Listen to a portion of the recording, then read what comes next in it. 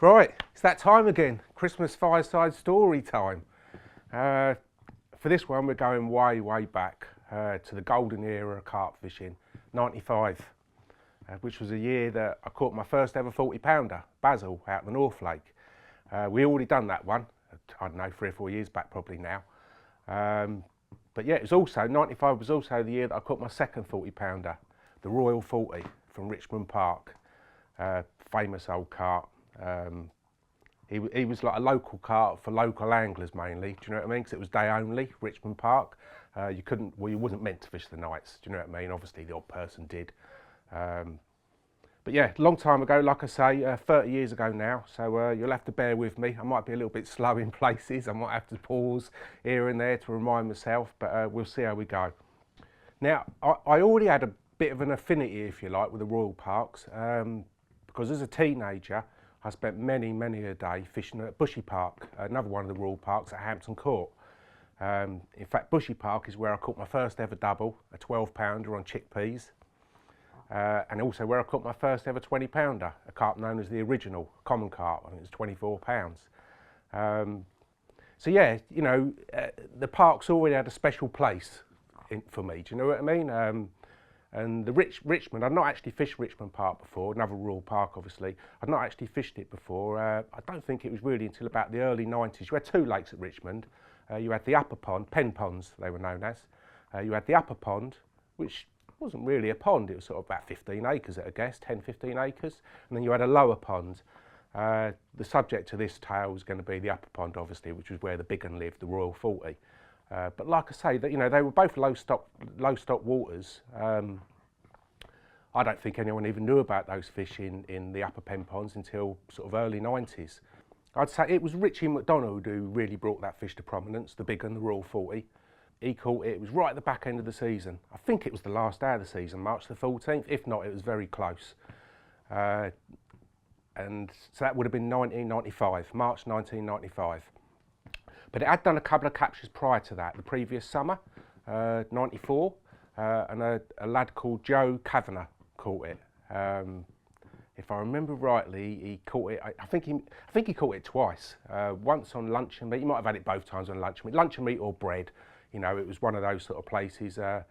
It's funny looking back, I can think of a few places from that era, that sort of time, where you never even knew whether the fish would eat boilies or not.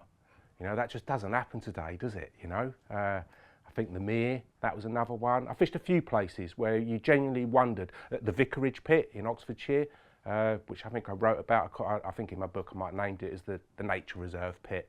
But all those sort of places, you know, you went to them not even knowing whether they'd eat boilies or not. So naturally, you know, you did play about with other baits, sweet corn and all that sort of stuff. Of course they ate boilies, do you know what I mean? Carp love boilies, like, you know, you just got to trust in them, even when they've not seen them before, you know, a good bait, they'll soon latch onto it.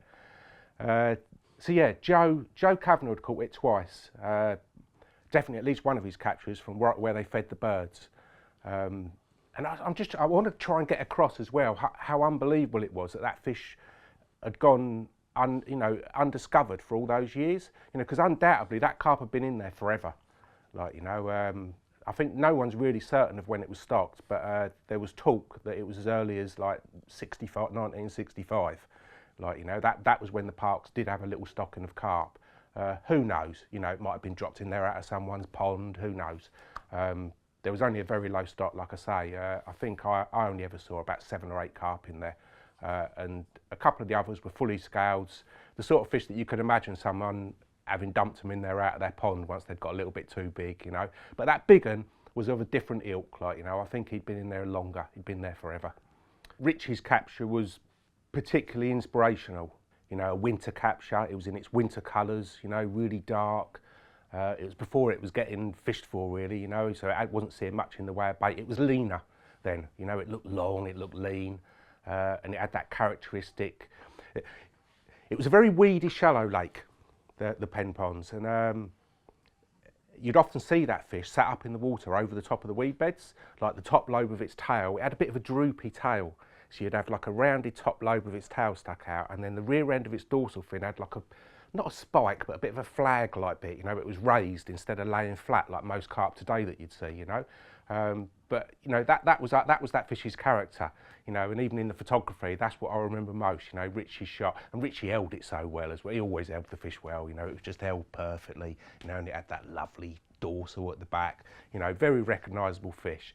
And in time, once I started fishing it, I saw that fish lots of times, you know, out in the weed, right amongst the ducks in Duck Corner, which I think is where Joe caught it. You know, imagine it, like you'd have people there feeding the birds and that, you know, and that carp being amongst them all. Yet somehow that carp had gone all those years without being known about until Joe Kavanagh went and caught it. But yeah, it was probably Richie who really brought the fish to prominence, you know, good photography. I think Chris Ball had photographed it for Richie.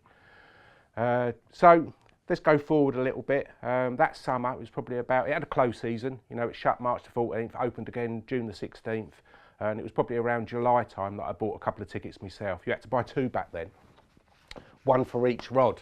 They kept things so simple, do you know what I mean? If you wanted to use one rod, you just bought one ticket. You needed to use two, wanted to use two, you bought two tickets. And I bet they were only 15 quid each, you know, all that way back then. Imagine how much it'd be now. So, yeah, I think I remember having my first couple of walks around there. Very shallow, like I say, about 15 acres, very weedy. You had an island in the middle of the lake. Not much else in the way. I think I only ever saw one tench in there, maybe a few little perch. You know, there was the odd pike, like, you know, but there wasn't a lot in there. It was a very low stock of fish, probably half a dozen eels. Do you know what I mean? It was one of them.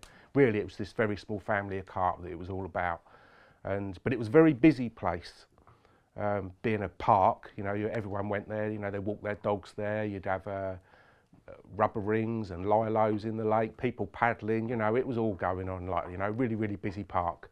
But in one corner of the lake, there was a fallen willow, lots of bracken, ferns all around it, and it was like a bit of a, I think it was a nature reserve, to be honest, like, you know, you had to sort of squeeze around a fence to get to it. But, so it was a little bit swervy, do you know what I mean? In time, they actually allocated that part of the lake for the anglers, like, you know, but at the time it was like, I was just using my common sense, like, you know, let's get out of the way of all the dog walkers. You even had horses and paddling in the lake from time to time, like, you know, the horse riders had come down the hill with their horses and take them into the lake for a drink, especially in the hot weather. Yeah, mad old place, very, very busy. But this one quiet corner where this fallen willow was, you know, I had a little bit of cover there, you know, nobody ever bothered me there. And it was a very carpy looking part of the lake as well. It wasn't actually the end of the lake, but it was the end of the lake as far as the fish were concerned, because there was a wall that went across. In the winter, the water would rise above the wall, and maybe the fish could travel back and forth then.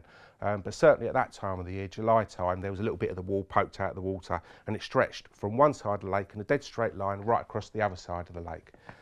So it was an obvious feature, and if you imagine where the wall was, just to the left of it in this corner, it was all ferns and bracken, fallen willow, so I had the trunk to hide behind, and there was, but the willow was still growing. Like, you know, she'd get up the tree there, you know, and the branches went up high enough, you could, they overhung this corner and you could look in. Clear water, very weedy. From the tree you could see like little sandy, yellowy spots in amongst the weeds, you know. None of it was really, really cleaned off, you know, there wasn't enough carp in the lake for that. But you could see little bits where it was possible to lower a rig. And that was one of the other reasons I liked it from there, because the wall was only narrow. It was like, it was made from breeze blocks, like, you know, so it was sort of 4.5 inches wide. But you could walk out onto this wall and lower rigs onto the best looking spots. And that's where I caught my first one. I always remember Lewis had popped in to see me. I only had the one rod in, and I'd lowered onto one of these little spots in amongst the weed. You know, it's like, it always looked nice when the wind was blowing in. Like, you know, and I can remember standing on that wall, the wind rippling in, all clumps of weed, and you're imagining what directions the carp are going to come in if they turn up at all, that is. But I chose a little spot, lowered a rig onto it, little bit of bait around it, and Lewis turned up a short while later, and while he was with me, I had a take. Lewis was always lucky like that, always brought me luck.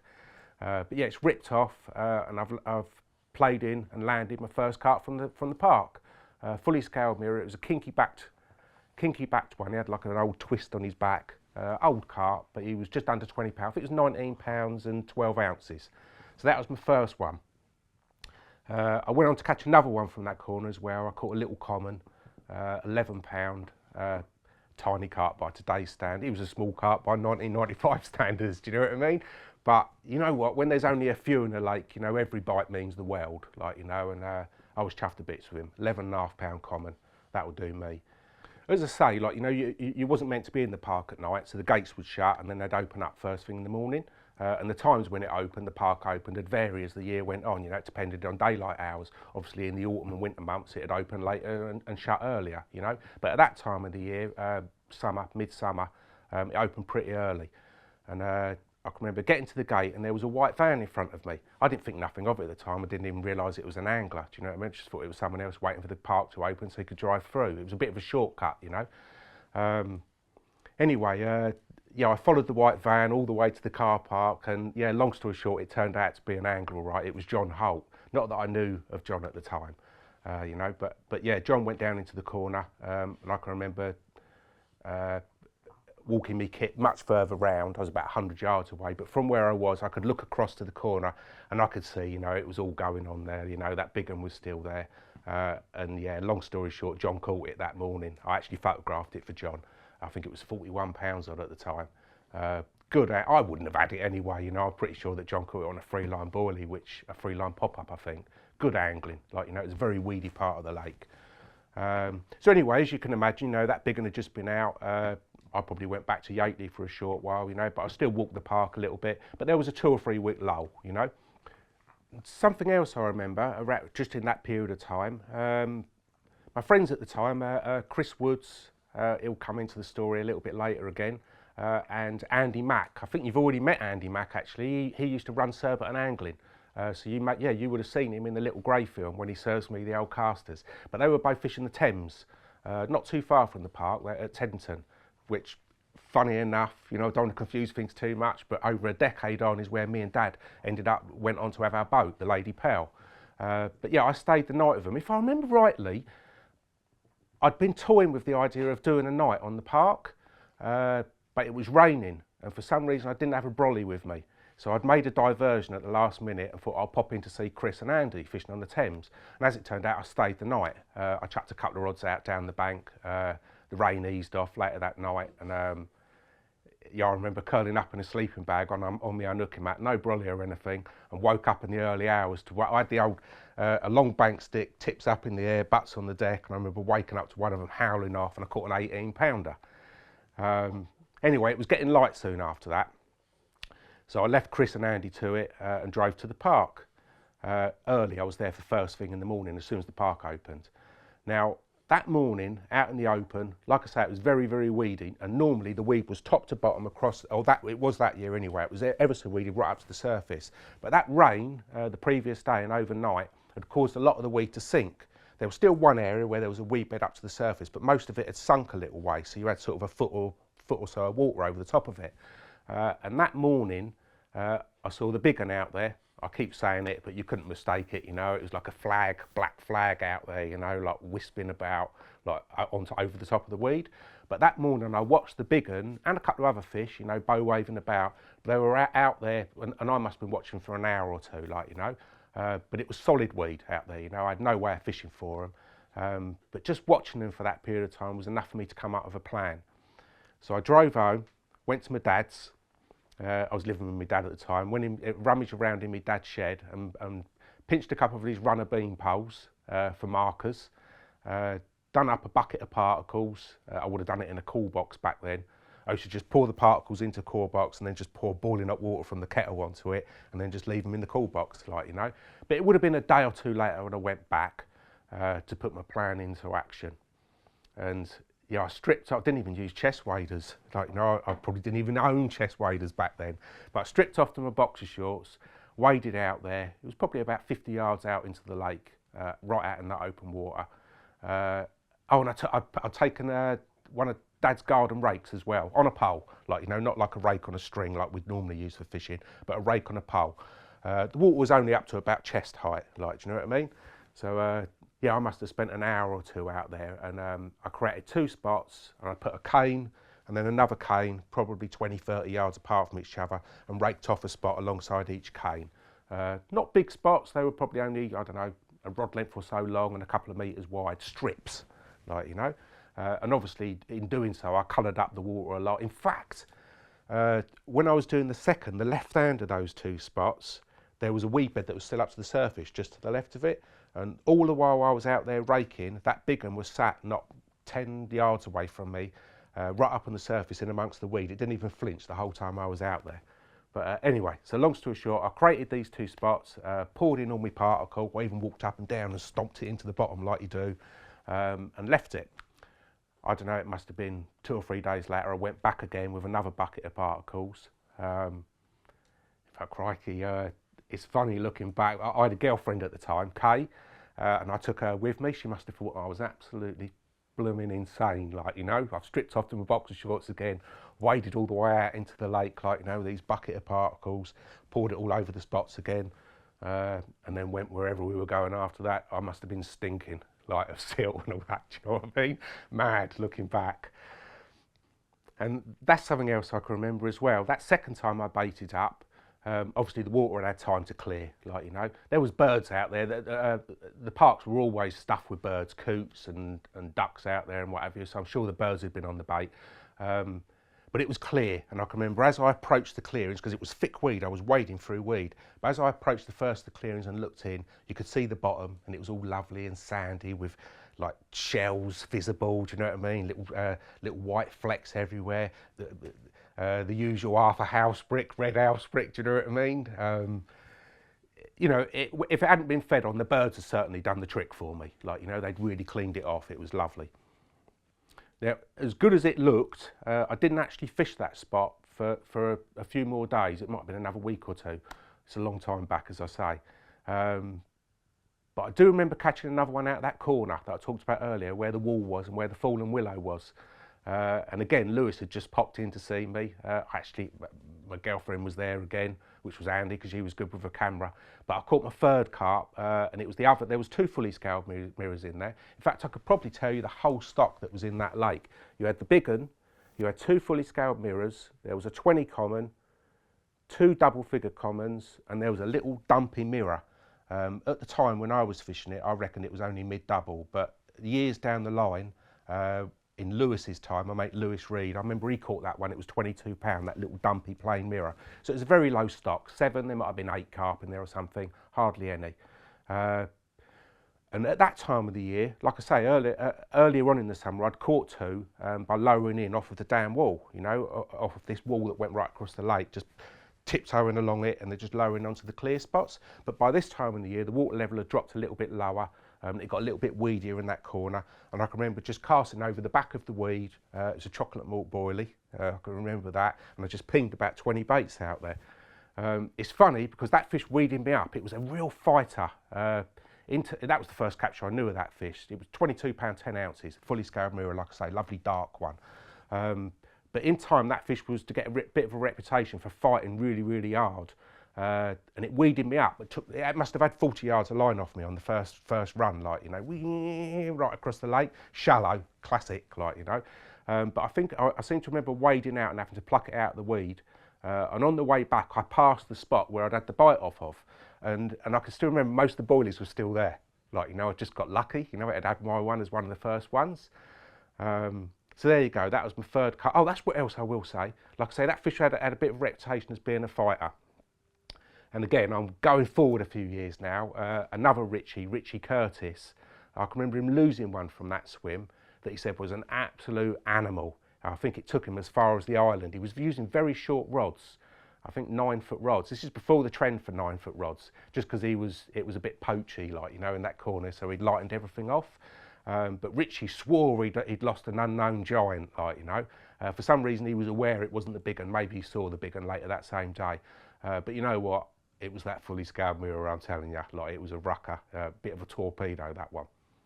Anyway, it was a few days later, after catching that second fully scaled, and again, I got to the park early in the morning, and as was my habit by now, you know, I'd baited up and I'd put those 2 cane markers out in the open water. It was probably 2 weeks earlier by now, like, you know. But the first thing I used to do, you know, early in the morning was watch that open water area. And that morning I saw the 40 out there.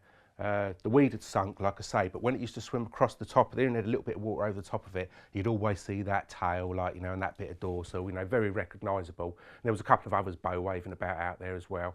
And they were obviously feeding on the spots, like, you know, and I fished that day, fished that afternoon. It was very hit and miss. That's what I remember. If you imagine, you know, those spots were only little narrow strips that I'd cleared, and they were 50 yards out in the lake. I remember I waded out a few yards like you do, got myself a little bit closer. It was probably still a 40-yard chuck, like, you know. It's a very hit and miss. But I felt for drops. I felt I was fishing, and all day, like, you know, I'd see the birds coming and that, and then the birds scattering away, you know, each time the 40 entered the area. There was probably still bait out there in hindsight. But that evening, like I say, you had to get out of the park in the evening time, right before it shut. But that evening, just before having to pack up, I can remember seeing a big bow wave leave the right-hand marker, big surge pushed away. And it was one of them where you instantly swing your heads to the rods, like, you know. I thought, you know, I was convinced it was a bite, like, you know what I mean? There's got to be one on the end, but nothing happened. It was all still, so I'd probably been done. Anyway, packed away. The following day was a Monday, and the park was a little bit quieter then. And I was in two minds whether to stay the night or not that day. But I got there in the afternoon. As it turned out, I didn't need to stay the night. But I got there in the afternoon, waded out probably 10 yards or so, made the cast, one on each marker. That's what else I will say as well. Through this time, that morning when I got there, the left marker, the left cane had fallen. It was sort of laying there, like collapsed over, dug out, no doubt, like, you know. But it was still the right-hand mark that I saw most activity on, and I was seeing the big one around it regular. So I've got two rods out, one on each marker. Busy old day, like, you know, loads of people in the park that day. And again, it got to sort of evening time, which was when I'd seen the bow wave, you know, when I was probably done the evening before. But it got to that sort of evening time, and it was like, it was sudden. It was just completely out of the blue, just a one-noter, like, you know, and it was the right-hand rod. And as I've looked up, all the birds are scattering across the surface, coots squealing, like, you know. I picked up the rod, and straight away, this fish is beyond the marker, beyond my pole, and it's charging around on the surface, like, you know. And before I knew it, no time at all, it was round the marker. It had gone round the pole. Now, fortunately, those old beam poles, you know, they had a bit of flex to them. So I've waded out there like you do. You're throwing the net in front of you every few yards, wade out, you know, throw it out. And eventually I've got right up close to the pole, and just behind it I can see the big one. It's definitely the big one. I can see it. It's the 40, and it's laying there right on the surface, beaten pretty much, but it's laying there right on top. And I've got, I'm up to here in water, like, you know, up to my chest, but I've got closer and closer, and somehow I've managed to untangle it, little bit of plodding about, and I've got him, like, you know. It's the big one. And what I remember as well, as it's gone into the net, from the bank behind me, I've heard an almighty cheer, and I've turned round, and there's a big crowd, like, you know, joggers, dog walkers, you know, they'd all stopped to watch what was going on. So I've waded back to the bank, got him on the mat. You got to think it was only my second ever 40-pounder, like, you know. It was huge, like, you know. As time goes on, you know, once you've caught a few, you get a little bit more used to seeing them, don't you, you know. But at the time, it was all pretty new to me. It was a giant. I slipped him into a sack. I think we only had about an hour before the park shut. And I was very lucky. Two of the people stayed behind. I never had a mobile phone back then. I never had a phone until probably 18 months later, you know. I certainly didn't have a phone in '96 when I caught Mary, so I know I didn't have a mobile with me then. But I think I must have, I don't know how else, but I contacted a mate, Chris. I can only think that I borrowed a phone off of this elderly couple that stayed behind, Brian and Sylvia. I still remember their names. I'll tell you why, because Sylvia had lost her handbag, and bizarrely enough, like, you know, I've gone through my rucksack and I couldn't find my wallet. And obviously it was a bit of a concern because there'd been a lot of people all around our kit.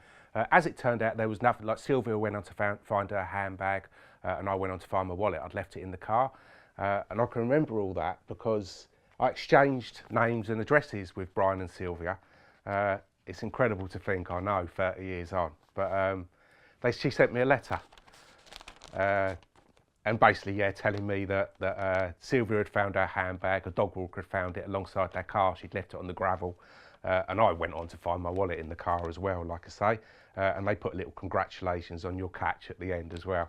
So yeah, I like to keep me receipts. But I can't remember how I contacted my friend Chris Woods, who I mentioned earlier. I'd done the night on the Thames with him, because it was Chris who come to photograph it.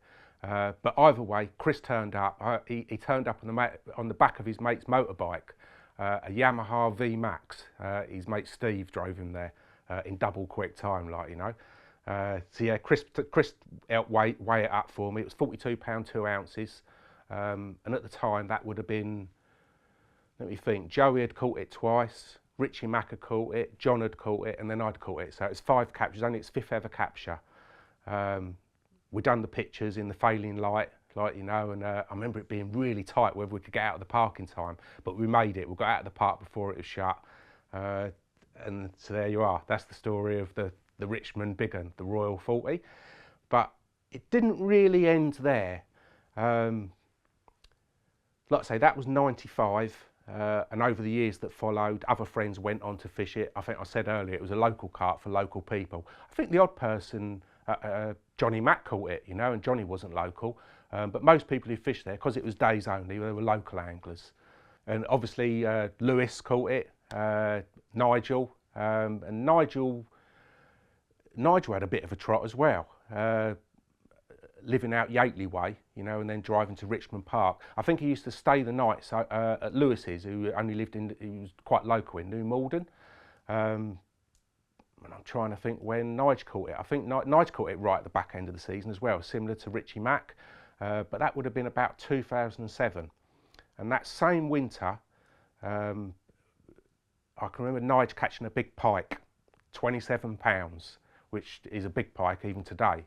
In fact, I think it got caught the following year as well. I think Nige told one of his pike fishing friends and he went back there and caught it. It was 28 pounds odd the following year, 2008. So in 2009, I decided I was going to have a go for that pike myself. So I hadn't been in the park for, what, 14 years, like, you know. But unlike a lot of places, you know, the park just doesn't change. You know, if you went there today, it still looks the same as it did all those years ago. And yeah, long story short, I caught that big old pike myself. I think I had him on my second trip. I'd got there early one morning. We used to get colder winters back then. Do you know what I mean? I can remember the lake being half frozen, which was probably why I was pike fishing and not carp fishing. But yeah, as I was setting up, there was an area of the lake that didn't have ice in, and there was birds out there, and I can remember hearing a big crash, big explosion out there. You know, today you'd probably, if you were carp fishing, you would have thought, oh, it's probably a carp, like, you know. But it was cold, and I sent a bait out there, half a mackerel, and shortly afterwards off it went. So it was probably that old pike, like, you know. But yeah, 24 pounds and 12 ounces. I think I've only ever caught one pike bigger, a 26 pounder, but that was by accident while perch fishing. So he's my biggest pike by design. And I've still got, I wrote about it in Carp and Course at the time. There he is.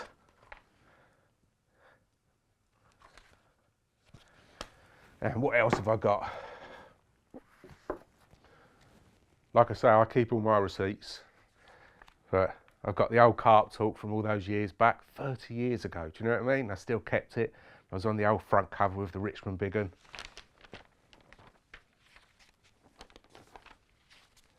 And then another shot inside. But yeah, very, very special. They were mega days, you know, 95. It was just a special time, do you know what I mean? It was more carefree, you know. Magical, magical times. I think now in 2025, you know, I look back to that period, the 90s, mid to late 90s, and we never realised just how good we had it. Do you know what I mean? It was so special. I think I touched on it earlier, how, you know, back then I fished places where you never even knew that whether the carp would know what boilies was. Like, you know, that doesn't happen today, does it? Like, do you know what I mean? They're reared on pellet, aren't they? Do you know what I mean? They know what bait is before they've even been stocked in the lakes, you know. But it was a really, really special time. Gone on to fish lots of places since, do you know what I mean? But I think those earlier ones were some of my favourites and some of my most special. So there you are. That's my story of the Royal 40. I think lots of other friends fished there, you know, over the years afterwards. But that's my story. Like, you know, things changed. In fact, the lake became known for one or two other bigger fish as time went on. One called the Mystery, and I think there was a big common 40 pounder. But for me, yeah, the carp side of things, pretty much that was it really for me after the Royal 40. And so I think all that remains is for me to pour myself a little glass of the old Christmas spirit and to wish you all a Merry Christmas and a Happy New Year. Have a good one.